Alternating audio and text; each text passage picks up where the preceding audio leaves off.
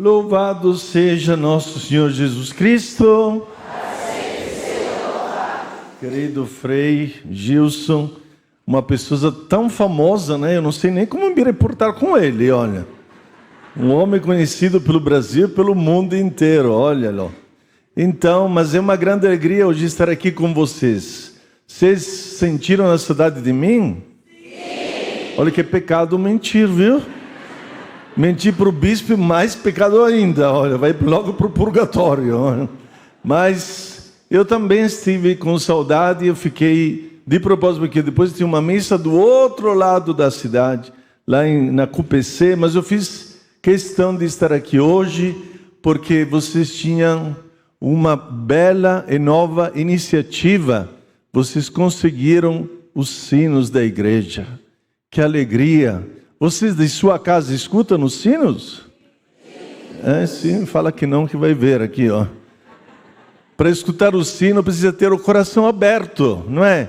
Se dentro de casa você estiver fechado, pode tocar os sinos que quiser, até lá da sede de São Paulo. Mas se você está fechado, você não vai escutar nenhum sino, é ou não é? E hoje parece incrível, Frei, como nós adivinhamos o domingo. Porque Jesus, quais foram as palavras de Jesus no Evangelho de hoje?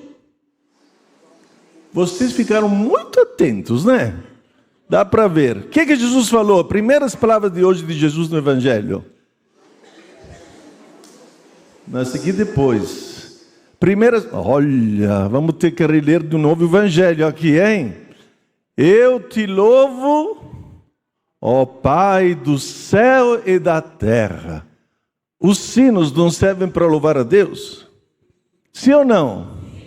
Então, hoje nós temos uma igreja que louva a Deus também através dos sinos, do repicar dos sinos. Eu, quando era criança, eu morava perto da igreja, padre. E tinha 2, 3 anos, a minha mãe depois me falou que quando eu tocava o sino, a igreja estava bem na frente da minha casa, bem na frente.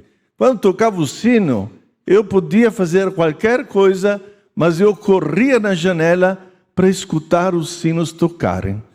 Eu não sabia que um dia Deus teria me chamado para estar numa igreja que toca os sinos. Então é uma alegria, né? Porque a igreja louva a Deus, a igreja agradece a Deus. E os sinos justamente servem para isso. Uma pergunta. Vocês têm que ser sinceros, senão é purgatório, viu? Vocês louvam mais a Deus ou vocês se queixam mais com Deus? Cada um responde na sua consciência, meu filho. Aqui é complicado, hein? Porque levanta de manhã, já se queixa pelo dor de pescoço, dor de joelho, dor de dente, se queixa porque o café ainda não está pronto. Por que ainda não preparou o café e não sei o que, não sei. Olha que está chovendo. Hoje, a primeira tentação hoje era de se queixar, viu, Frei? Mas depois de que eu falei ontem, não, tenho que louvar. Mas olha que chuva hoje, justamente que tinha que ir até lá no Varginha. Olha que chuva. A gente costura tantas queixas, tantas lamentações durante a sua vida, que esquece que o dono de tudo, quem é? Quem deve ser louvado acima de todos? Deus. E vejam só, o livro de Jó. No livro de Jó, Jó tinha tudo na vida. Tinha posses, tinha gado, tinha casas, tinha um monte de funcionários. De repente perdeu tudo. Tudo. Não sobrou mais nada. Até os amigos que ele tinha perdeu. Perdeu tudo. Perdeu até a confiança da própria mulher. Que a mulher, em lugar de aconselhá-lo para o bem, aconselhava ela: você confia neste Deus? Olha como é que te deixou Deus. Olha Deus como é que te deixou sem nada. Sem nada. E ainda mais com doenças. Esse é o teu Deus? Jó ficou fiel. Ficou firme. E falou uma palavra que acho que muitos de nós deveriam entender e colocar em prática. O Senhor deu, o Senhor tirou, bendito seja o nome do Senhor. Vamos repetir juntos esta frase que acho que serve para muita gente aqui. O Senhor deu, o Senhor tirou, bendito seja. Fale para o seu vizinho agora, vamos lá. O Senhor deu.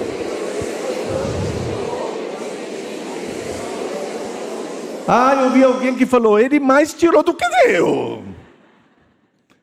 Deus deu, Deus tirou, bendito seja o nome do Senhor. Então, nós temos que louvar a Deus em todas as situações. Alegres ou menos alegres. Por quê? São Paulo diz, tudo concorre para o bem daqueles... Você ama Deus? Sim ou não? Não pode mentir para o bispo, é purgatório, é? Você ama a Deus? Sim. Se você amar a Deus, você não deve ter medo de nada. Nem de uma doença, nem de alguma coisa financeira que não deu certo. Você não deve ter medo de nada, porque Ele está no comando. Eu passei por umas situações muito complicadas na outra diocese onde estive, lá em Blumenau. E talvez alguém está nos assistindo aqui pelas redes sociais, lá de Blumenau, quando teve aquela enxurrada, não sei se vocês lembram, 2008, eu estava chegando na diocese, deu uma enxurrada, gente, perderam tudo. O povo do Morro do Baú, ainda lembro até hoje, perderam tudo, perderam familiares, perderam casas, porque veio uma enxurrada de uma hora para outra, arrastou tudo. Eu lembro como se fosse hoje, ainda me emociono quando eu falo isso, de ter encontrado um senhor, um pai de família, que naquela hora ele era caminhoneiro, portanto estava viajando, não estava dentro de casa, mas a enxurrada veio, carregou a mulher e a filhinha recém-nascida. Quando me encontrei com ele, ainda me emociono. Diz, bispo, eu perdi a minha mulher, eu perdi a minha filhinha, eu perdi tudo. Assim ele falava. Mas eu não perdi uma coisa, a minha fé. A minha fé. Eu tenho certeza de que Deus vai me dar tudo de volta. Antes que eu saísse de Blumenau para vir aqui em Santo Amaro, eu soube que ele casou de novo e teve mais uma filha. Louvado seja Deus! Louvado seja Deus! Teve de novo tudo, confiou, e com certeza a mulher, a filhinha dele lá do céu estava intercedendo, com certeza, é ou não é? E nós temos que acreditar também que os nossos falecidos estão no céu, estão intercedendo por nós.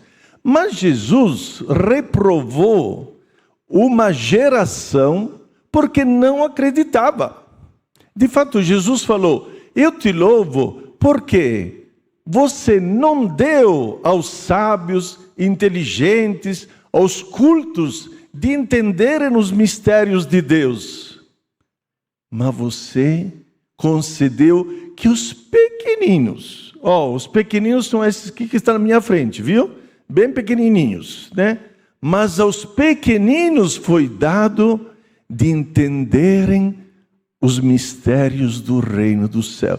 Então Jesus estava brigado naquele momento, depois louvou o Pai. Mas antes estava brigado com os fariseus, os judeus. Por quê? Ele falou, se eu tivesse realizado os milagres que eu fiz aqui no meio de vocês, se eu tivesse realizado esses milagres com Sodoma e Gomorra, que foram arrastados por causa dos pecados, eles teriam se convertido e vocês não se converteram. Vocês que assistiram nesses milagres que eu fiz, vocês não acreditaram, não se converteram, não mudaram de vida. Aí Jesus vem com esse louvor. Eu te louvo, ó Pai, porque estas crianças, esses pequeninos, estão entendendo os mistérios do reino dos céus. Maria, quem foi a humilde serva do Senhor? Quem foi? Ela é chamada a pequenina, porque ela realmente jamais na sua vida mostrou um sinal de pecado sequer. Jamais ela podia falar para todo mundo: eu sou a mãe de Jesus. Imagina, ser a mãe do Padre Gilson, do Frei Gilson. Nossa Senhora, mas eu sou a mãe do Frei Gilson, né? Eu sou a mãe eu sou pai do Frei Gilson. Nunca. Ela sumiu do mapa. Ninguém sabia, porque ela não manifestava o orgulho de ser a mãe do Messias. Jamais. Ela era pequenina. Ela é nosso exemplo. Ela que nos dá este exemplo de entender que é através das coisas pequenas que nós podemos conhecer o reino de Deus. E não é por um acaso. Em Fátima, no último dia, 13 de outubro de 1917, lá em Fátima, olha só, a última aparição que Lúcia e os outros pastorinhos tiveram, na última, depois que o sol começou a dançar no céu inteiro, o que apareceu? Apareceu Nossa Senhora vestida com as vestes de Nossa Senhora do Carmo. E vejam só, o que vem nos dizer isso? Vem dizer o seguinte, que Maria escolheu 3 crianças para falar com o mundo. Ela não escolheu os sábios, os inteligentes, os entendidos, os cultos. Ela escolheu 3 crianças. Os simples, os pequeninos, os últimos. E esta mensagem chegou até os nossos dias. Desde 1917. E graças a Deus, irmã Lúcia, que faleceu no mesmo ano que faleceu o Papa João Paulo II, irmã Lúcia agora é venerável. Isto é, foram reconhecidas as virtudes heróicas dela. Ela é uma criança. Ela não sabia de nada. Ela era simples. Simplesmente confiou.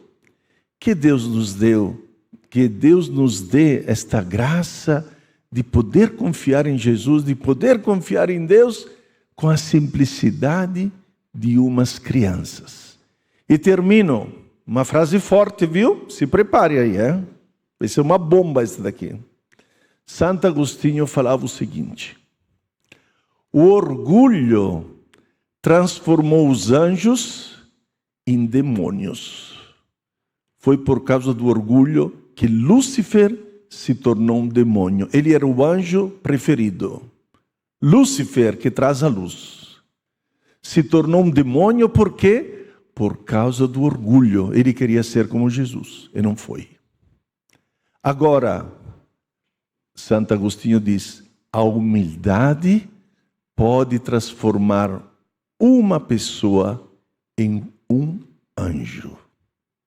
Amém? Você quer ser orgulhoso ou humilde? O problema é seu, vai se encontrar com Deus. Amém?